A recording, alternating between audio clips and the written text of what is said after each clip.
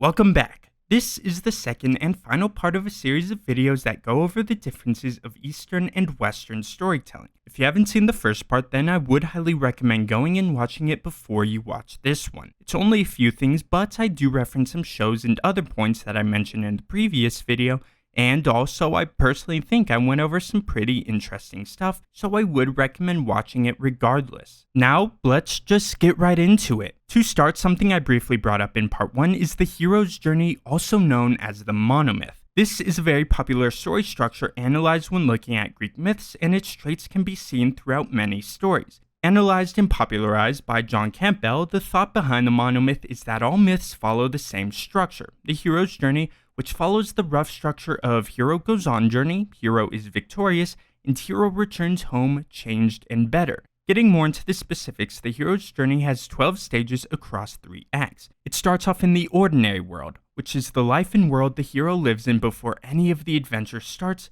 like Harry living with the Dursleys at the very beginning of Harry Potter. In the ordinary world, you show what the hero is used to in the life they live, so that when they get the call to adventure and are introduced to the special world, it is far more clear that everything is out of the ordinary for you and the hero. The ordinary world is also important for introducing the hero. Seeing their ordinary life allows for the audience to understand the hero and see where it is they come from. If a story starts in the middle of the conflict, then you don't know who the hell it is you're supporting or what's going on.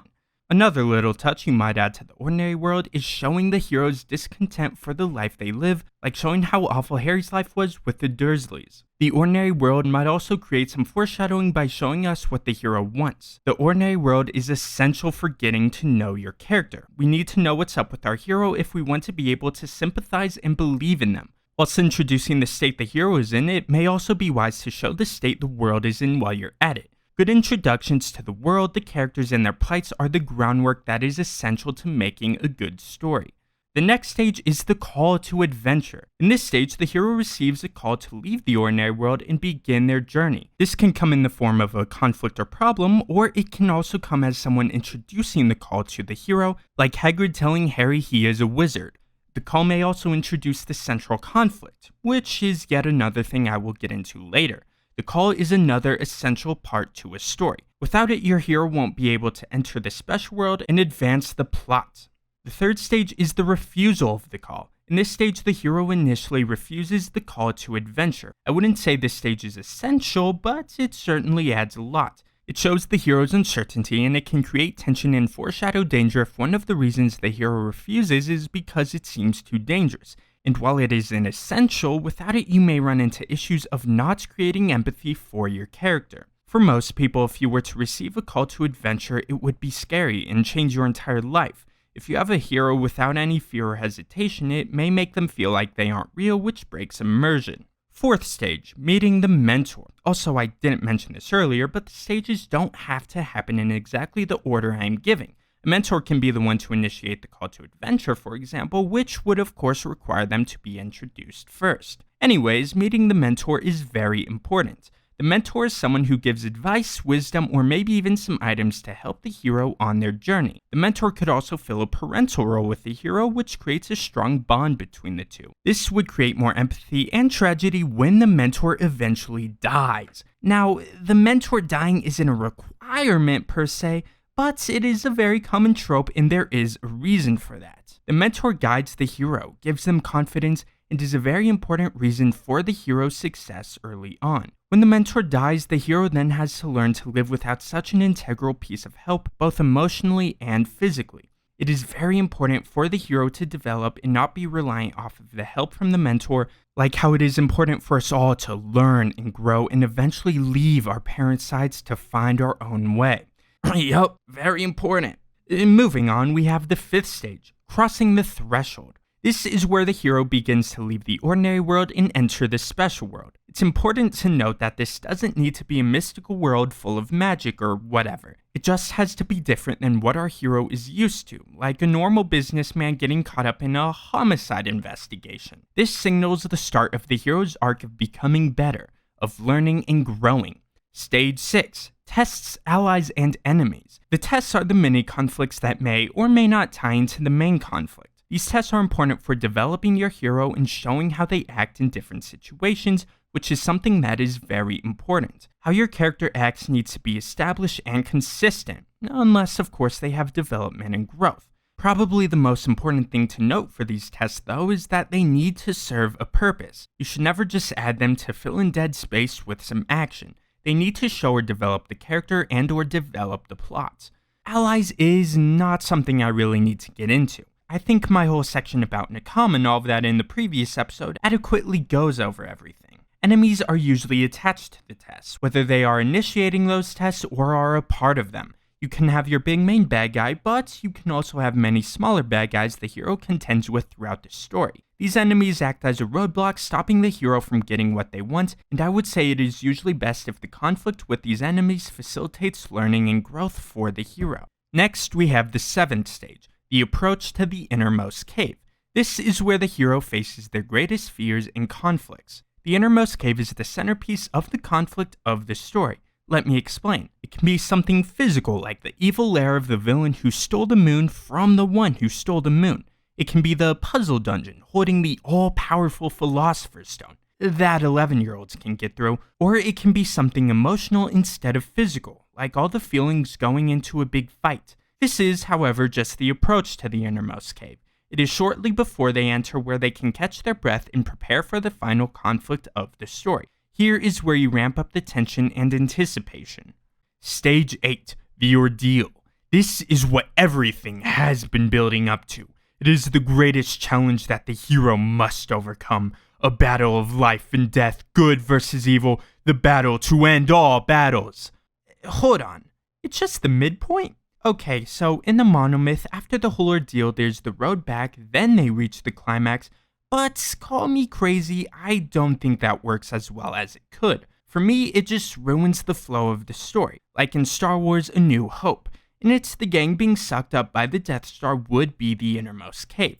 Then when they find Leia and get caught in the trash compactor, then Kenobi later gets murked, that would be the ordeal. But then they leave and go hang out with the rebels for a bit, and then the Death Star comes back, and then Luke destroys it. But by then, in my opinion, you lost the mood. Harry Potter and the Philosopher's Stone is, I think, a better example. In that, the innermost cave would be the puzzle dungeon I mentioned earlier, and the ordeal would be Harry fighting Two-Face. Then, after that, the conflict is resolved. There wasn't any running away then defeating the big bad, they did it while the iron was still hot. Now, in Star Wars, the first encounter with the Death Star did serve some pretty important functions. It was when they saved Leia, it was the first encounter with Vader, and it was where Kenobi was absolutely bodied. You could have all that happen on a normal ship, where they maybe also get the coordinates to the Death Star, or maybe even to where the Death Star is going to be, as in it's about to destroy another planet, so they have to stop it. Then they head to the Death Star and Leia makes some calls along the way, and they strategize with the rebels about the whole exhaust vent. In this case, they team up with the rebels in the middle of the action instead of having to stop the action so they can join together. This is a very rough plotline that I made up very quickly, and you would have to account for many minor details such as Luke getting his own ship and Han leaving, but I think the general direction it goes in is much better. The road back should start after the conflict is resolved, and it should be an easy journey because, well, why wouldn't it be? The whole reason the hero entered the special world was to resolve the conflict or complete the mission or whatever. That means the big battle should happen in the deepest part of the special world where the tension and fear is the highest, where they are as far away from home as they can possibly be, where the only hope of making it back is stopping the evil and preventing disaster. I am still going to talk about the last stages because there's still some very important things to bring attention to, but if you were to implement them into your story, I would advise shaking up the order a bit. Next is Stage 9, the reward. In this, the hero receives something to help them after they get through the ordeal. Whether it be wisdom or some weapon, it is a device that will probably be instrumental to resolving the conflict.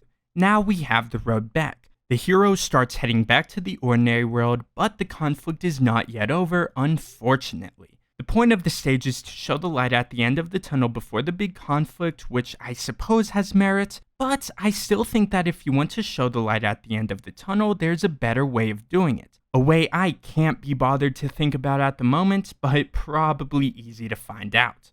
The 11th stage, the resurrection.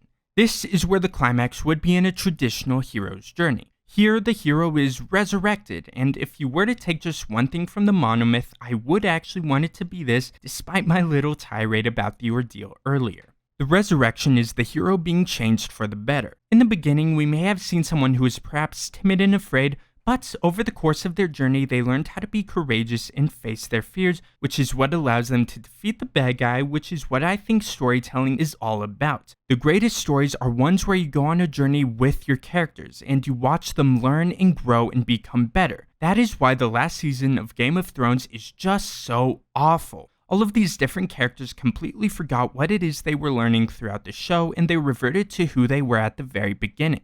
The greatest, most inspiring endings are ones where the hero wins, not by simply being strong, but by being better than they were. Finally, we have the return. With the conflict resolved, the hero can finally come back home to the ordinary world. With their story having come full circle, you are able to see exactly how they have changed, and where they may have been living a discontent life before, they can now live a very content life. Very cool. That is that for the hero's journey, and now we just have one more section to go through, though admittedly it is quite a meaty one. Freytag's Pyramid and Kisho Tenketsu, the two different ways the East and West structure their stories. Freytag's Pyramid was created by Gustav Freytag and is a 5-stage structure for telling a story commonly used in the West. It starts with the exposition, which introduces the characters and setting. It gets the audience familiar with the world the story is taking place in. The exposition ends with the inciting incident, which introduces and starts the main conflict of the story.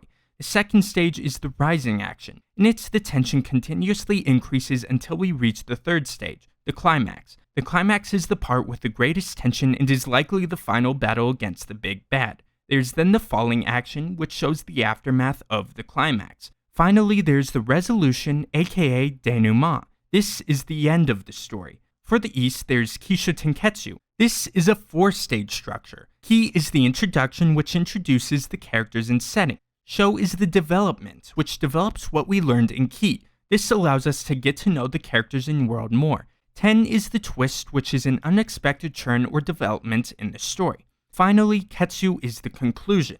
This stage shows the aftermath of the twist. That is the rough overview of the two, but now to get into the nitty-gritty. Both the exposition and Ki serve pretty much the same purpose. Like the hero's journey, it is very important to give us an introduction to the characters and the world before we start getting into the action. Though you of course don't need to have the ordinary world and special worlds like the hero's journey does. When it comes to writing, one of the most important things you could possibly do is be flexible. There's no single formula for writing the perfect story. The greatest writers don't just follow one structure for a story, but meld different structures and aspects as needed. There are going to be many differences between the hero's journey, Freytag's Pyramid, and Kisho Tenketsu, and finding the perfect aspects to use for a story is the best thing a writer can do when structuring their story, but I digress. Back to exposition and Ki, these stages get us to know our character and the world. It is also important for the two to hook the audience. The very beginning is a big factor in people deciding on whether or not they will watch or read something. The characters and setting must be intriguing, and there should also probably be a level of suspense to make the audience wonder what will happen next. How to create suspense could probably be its whole own video, so I can't really go over it right now, but making the audience constantly have the question what next is huge in hooking them. I know I have no interest in continuing to experience a story, whether a show or movie or reading a book, if I don't want to know what is going to happen next. So what the exposition and Ki should do is introduce the characters and setting and hook the audience. Also, as I go over Freytag's Pyramid and Kisho Tenketsu, I will be using two main examples. The first one is my favorite Western cartoon that I actually brought up earlier, Avatar: The Last Airbender. And for the Eastern side, I will be using my favorite anime, Full Metal Alchemist Brotherhood. Now, Avatar starts with a narration by one of the main characters, Katara. She tells us about the 4 nations based off of the 4 elements: water, earth, fire, air. These 4 nations lived in peace, and the Avatar, the master of the 4 elements, kept the balance. But that all changed when the Fire Nation attacked. Only the Avatar could stop the ruthless firebenders, but when the world needed him most, he vanished. The war has been continuing for 100 years, and the Fire Nation is close to victory. Katara also explains that the men of their tribe, including her father, left to help the Earth Kingdom in the war, which left her and her brother Sokka to look after the rest of the tribe. With this, we can also discern that they are part of the Water Tribe. Katara then finishes off the narration by saying that some believe the Avatar was never reborn in the air nomads and is no more, but she has not lost hope and believes the Avatar will return. That little part gives us a glimpse into Katara's personality with her unyielding hope. Narration is definitely not the worst way to introduce exposition, but it isn't quite the best either. I would say it lies in the middle ground. If a story has it, I never really find that it detracts from what is going on, but it doesn't immerse you all that much either. For delivering exposition, I would say there are 3 rough general levels. The lowest and worst level would be delivering exposition in a very unnatural way where it is obvious it is solely for the audience's sake. The first few episodes of Avatar have very unnatural dialogue, and it does get a lot better very quickly, but because of it, we can see some instances of the lowest level of exposition being utilized. Immediately after the narration, Sokka and Katara are fishing for the tribe, and this is where we learn about bending, the magic of the world that allows them to control one of the 4 elements. Katara explains it to Sokka, except it is made clear that she has already told him many times before, so there's no reason she would have to tell him again. It is exceptionally obvious that that line was put in place solely for the audience's sake, which just acts as a reminder that nothing happening is real, which obviously breaks immersion. The lowest level of exposition would be when the characters are forced to act solely for the audience's sake to help them understand something instead of acting how they or any other person normally would. The middle level would be narration and exposition dumps. Exposition dumps would be when the author blatantly gives a significant amount of information or exposition. An example of that could be a king going into detail about his ancestors and lineage. It isn't the greatest thing in the world to be so obvious. I personally find the greatest exposition to be when the audience has to make the connections themselves. That way it is far more immersive. The middle level won't ruin a story or anything, but if it can be avoided, it probably should. The highest level is simply the best, and as such it should be utilized whenever it can.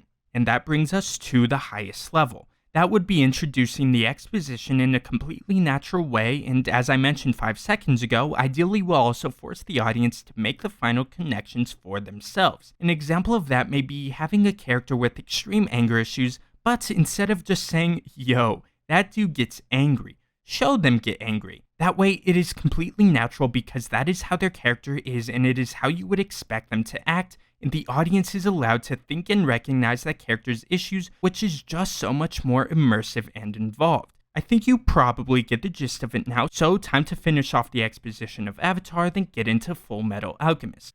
Katara and Sokka end up finding a boy trapped in an iceberg. They break him out, and it is an air nomad named Aang.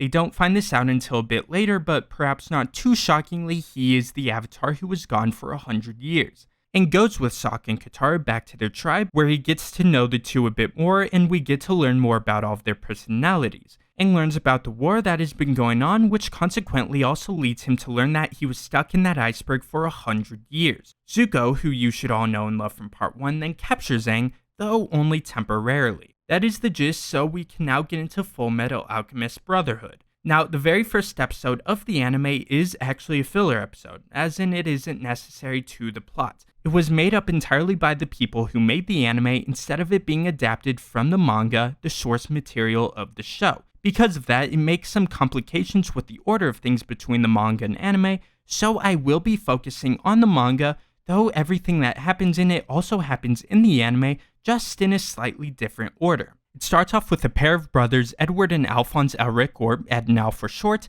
in a city called Lior. Ed is very short with long braided blonde hair, and Al is massive with a suit of armor. Because Al is so big, he accidentally knocks down some guy's radio, smashing it to bits. This event allowed for Al to show off alchemy, the magic of this world. He draws what is called a transmutation circle and fixes the radio to be good as new. We then learn that they are alchemists, and Ed is a state alchemist, which is an alchemist in service of the military. Ed and Al are investigating Father Cornello, the priest who is treated like a god within Lior. He's said to have been touched by the sun god Leto, which has allowed him to perform miracles. The pair go and see him perform his miracles to a crowd, but discern that he too is performing alchemy, except for one thing. He's not following the law of equivalence exchange. Here we learn the fundamental law of alchemy, which is that something cannot be created out of nothing. If you want to create something, another thing of equal value must be given. This leads the two to believe he is using the Philosopher's Stone, which allows one to ignore that law, and it is the thing Ed and Al are after. So they pursue Father Cornello. They fight and whatnot, and we learn that Al isn't some massive guy in a suit of armor, but he is the suit of armor. And Ed does not need transmutation circles to perform alchemy, and his left leg and right arm are artificial replacements. It is found out that they performed human transmutation to try to bring their mother back to life, but it failed and took Ed's leg, Al's whole body, and Ed sacrificed his arm in order to transmute Al's disembodied soul to bind it to the suit of armor.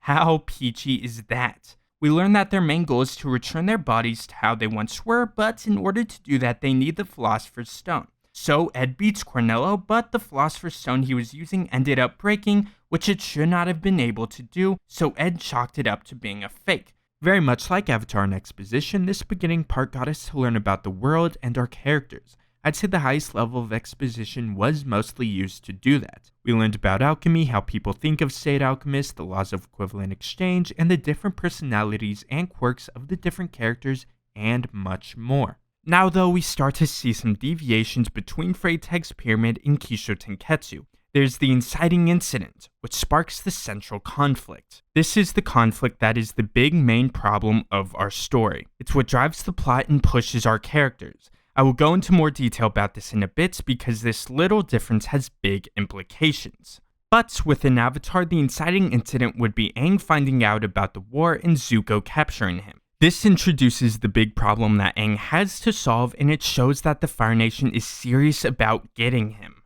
Now we have the stages that take up the bulk of each story: Rising, Action, and Show. While these are two very different stages with very different purposes, a story would work very well to have both of these stages happen at once in tandem with one another. The Rising Action isn't all that complex. Things get more tense as it ramps up to the climax. For Avatar, this would be the Aang gang as they travel across the 4 nations, gaining allies, and Aang learning how to bend the 4 elements. During this, the Fire Nation continuously gets closer to catching Aang and winning the war. By the time they reach the climax, things have gotten a lot worse, all before they can finally get better. The important thing to remember for the Rising Action is that it is leading to the climax. The two should be interconnected and closely relate to each other so you can get the biggest payoff in the end when you do reach the climax. Show is also very important. You should never just introduce your world and characters and not add anything beyond that introduction. So, expanding upon what is learned as the characters go on their journey is very important. For Full Metal Alchemist, as Ed and Al learn more about the Philosopher's Stone and how to return their bodies to normal, we learn more about their characters and the world, especially about the military in the country they call home, Amestris. To put it simply, the Rising Action advances the plot and increases tension, and Show advances the character and world. Those are things that work very well with one another and would work very, very well if they were to be happening at the same time in the story. I believe the absolute most basic thing any story should do is advance the plot and character, and that is pretty much going to be the bulk of the story during Rising Action / Show. Though I should bring up that, at least according to this source, Show is about expansion, but not change. It says it should expand what is already there, but without any major change, but I think that is exceptionally silly. Now, if you really wanted to, you could wait for the climax or twist to force the characters to undergo major change, but as I brought up earlier, I believe that having your characters learn and grow is of paramount importance, but I digress. Now we have the climax in 10. The climax is where the hero faces the central conflict, and while being called twist, 10 does not have to be some crazy plot twist. The main purpose of 10 is to add a complication to the story. How about I complicate this video by adding in a new example? Take Kaguya-sama, Love is War. In this anime, 2 characters, Shirogane and Kaguya, both have a little bit of a crush on each other, but out of pride they refuse to confess to each other. Instead, they hatch plots and schemes to try to make the other confess to them. This goes on all well and good for a while, but this story eventually gets a complication. Shirogane plans on leaving Japan after high school and going to Stanford after graduating a year early. This means the two don't have as much time as they had originally perceived, and Shirogane has to confess, lest he lose his chance forever. Having this kind of complication to a story can be very good. It is something unforeseen that forces our characters to grow and change, and if it's something that facilitates good character growth, then it's probably good to have. You of course don't need just one complication or climax to a story either. Back to Kaguya-sama, after the two get through the complications of that first twist, they end up running into yet another twist having to do with Kaguya's messed up family. Very much like the first complication, this forced our characters to adapt and grow in order to solve the newly emerged issues. Also, it is common for a series running over multiple seasons to have many climaxes at the end of each season. Whilst pale in comparison to the ultimate climax the whole story is building up to, it can help to make any given season have a better, more satisfying ending. Now, don't think I've forgotten about our trusty two examples. For Avatar, the big climax would be the battle against Fire Lord Ozai. Now, the whole series led up to defeating the Fire Lord. The whole point of Aang's journey was to put a stop to the Fire Nation and bring peace to the world, and that was to be done by defeating Ozai. Now, there are a few things to say about the climax of the show. For starters, it wasn't just a physical battle to save the world. There was also great internal conflict within Aang. He was raised by the monks within the Air Temple, and it was strictly against his beliefs to take another life, to kill. Very unfortunately, however, the only way to stop Ozai was to off him. So everyone he knew thought it was obvious that Aang had to kill him, even his past selves. So going into the battle, Aang not only had to defeat Ozai, but figure out what the hell he was supposed to do with him. To kill him and go against his core beliefs, or let him live and continue to harm others. Also, I kinda lied earlier. Putting a stop to the Fire Nation wasn't as simple as defeating the Fire Lord, though that definitely was the main focus of the build-up for the Rising action. There were a total of 3 battles during the climax. The battle with Ozai was the main one, but there was also a battle between Zuko and Katara against Zuko's loving sister Azula. They had to open up the throne of the Fire Lord in order for Zuko to be able to take that throne and end the war with no contest. The third battle was a bunch of old geezers in a group called the White Lotus liberating the capital city of the Earth Kingdom from the Fire Nation. This was the first step of liberating the Earth Kingdom or something. Following along? Great, because there's another element that was in play for all 3 of those battles. A comet was flying in the sky called Sozin's Comet, which strengthened the Firebenders 100-fold, and Ozai's plan was to use that power to destroy the entire Earth Kingdom because why not? Finally, there's one more thing I would like to comment on for Avatar's climax. Something that isn't too great, but not too awful at the same time. Throughout the show, we saw considerably little of Ozai, and the final battle was actually the very first time Ozai and Aang came face to face. This isn't necessarily harmful to the story, well at least I think it isn't, but because of Ozai's non-involvement, he is a lot less developed and I find that his actions carry less weight. What he does and who he is isn't personal to Aang. That is in contrast with the battle against Zuko and Azula. They are siblings who have had differences pretty much forever, and in this case the two have faced each other in combat many times, and we were able to see a lot of Azula as her character and personality developed. This made the fight between the 2, or 3, far more personal. We knew everything about all the pieces that were at play, which I find creates more intensity due to making the characters in conflict feel more real. This was especially a missed opportunity for Ozai because he felt more like a force of evil rather than an evil person who does evil things. Having the latter makes the character feel more real, which was especially important for Avatar because of Aang's internal conflict of having to kill Ozai. Yeah, we saw some of his cute baby pictures, but that only goes so far. I still enjoyed the final battle, don't get me wrong, but it could have been more in the regard of making Ozai feel more real. Now we can move on to Full Metal Alchemist. For this, the big twist would be learning about the true process of making a Philosopher's Stone and learning about the scheming homunculi and the control they have over the military and country.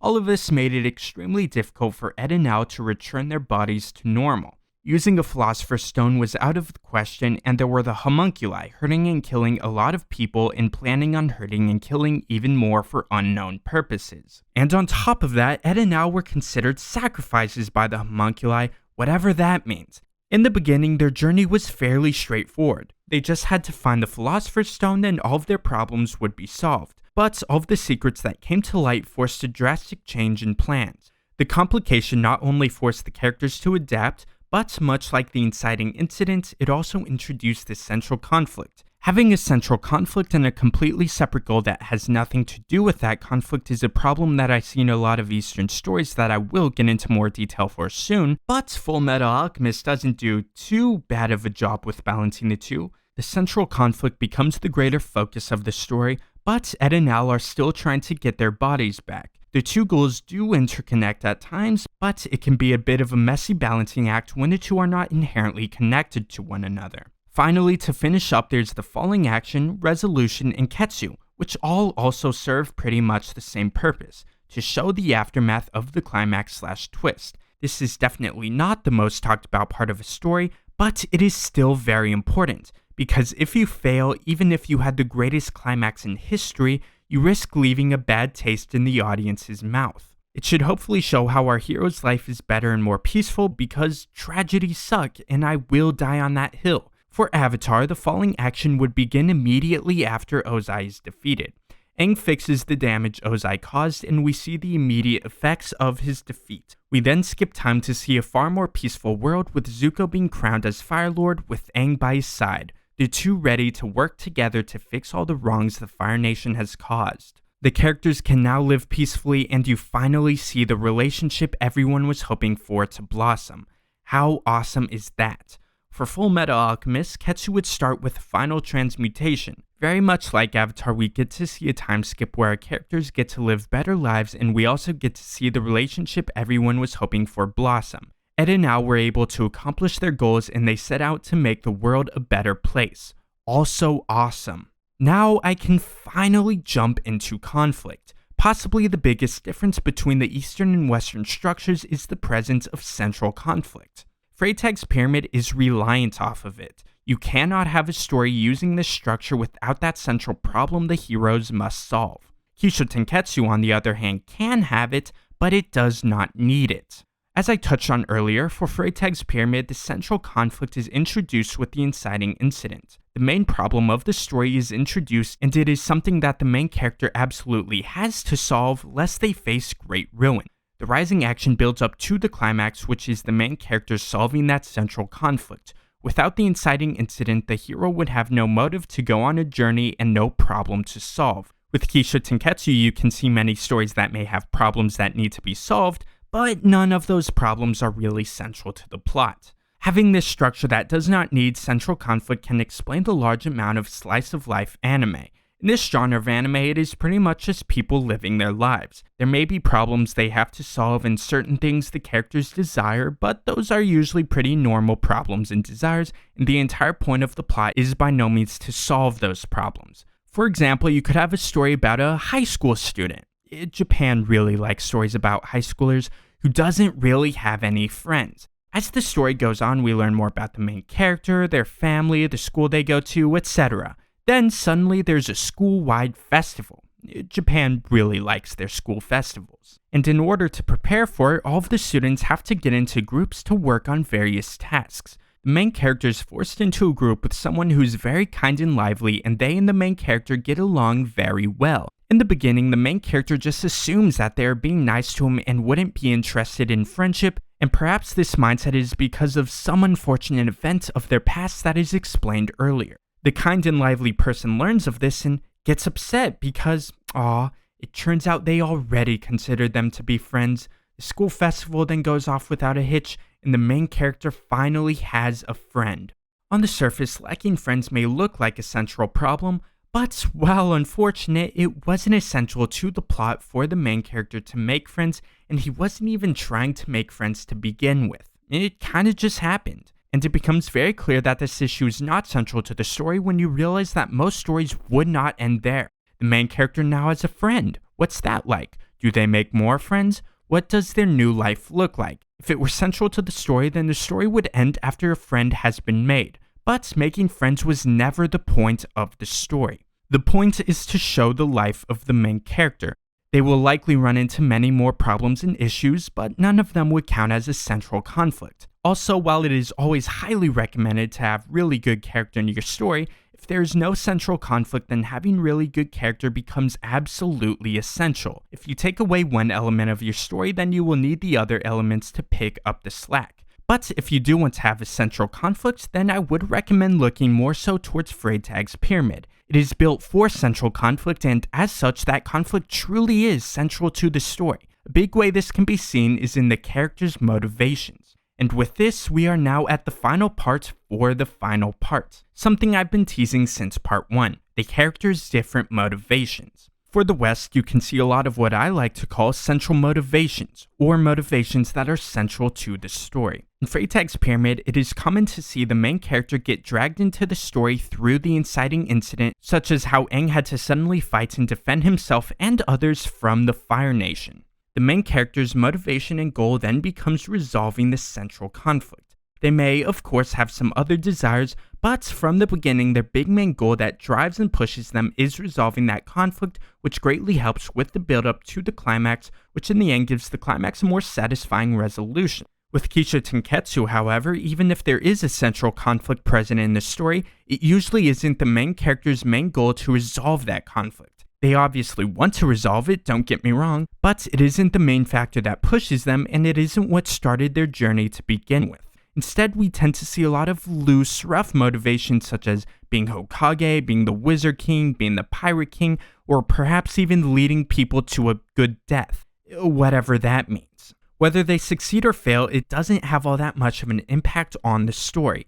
In fact, some of them do fail, quite miserably, I might add. Despite that, the story continued onward almost as if the motivation never mattered in the first place, other than to get them to initially take action for them to accomplish their oh so important dream. This makes these flimsy motivations feel pretty insignificant and difficult to get behind, especially if a central conflict is introduced. That is because the original goal gets completely outshined by the goal of resolving the conflict because it is absolutely essential for the conflict to get resolved.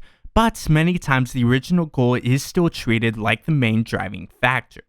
Once again, looking at Naruto, the whole reason he wanted to become Hokage was to gain the respect of the village who treated him more like a monster than a human. The problem is that he got that respect before the central conflict was resolved, and way before he even became Hokage. It just happened naturally throughout the story. Personally, I would have introduced the central conflict much earlier and made resolving that the main goal, and make Naruto getting respect more of a side mission. Or even better, you could interconnect the two goals, but with resolving the conflict still taking the bigger spotlight. Personally, I would have introduced the main antagonists, the Akatsuki, who are businessmen who of course deal in the business of war.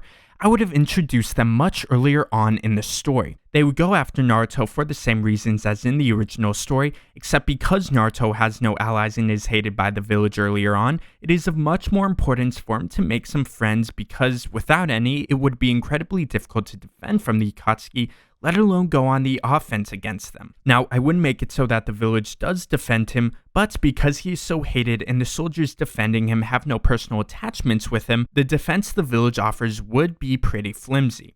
It may work in the beginning, but if Naruto does not bolster up his defenses with people that actually care for him and would even put their lives on the line to protect him, the Akatsuki would very quickly be able to get to him. In this scenario, it makes the goal of getting respect from the village much more important, and when he does get respect and people who care for him, it would be much more rewarding.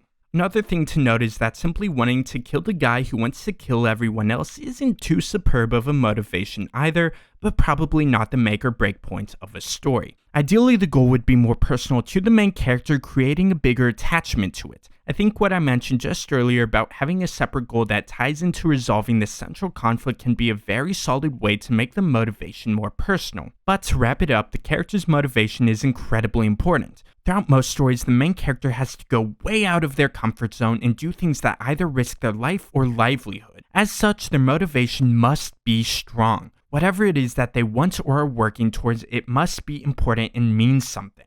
With a good central motivation, you will be able to immerse your audience and make them feel a greater attachment to the story and characters.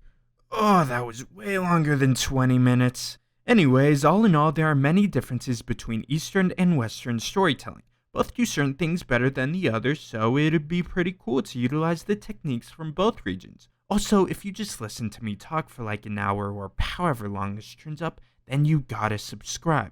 Anyways, I hope you enjoyed and I hope to see you again. Deuces!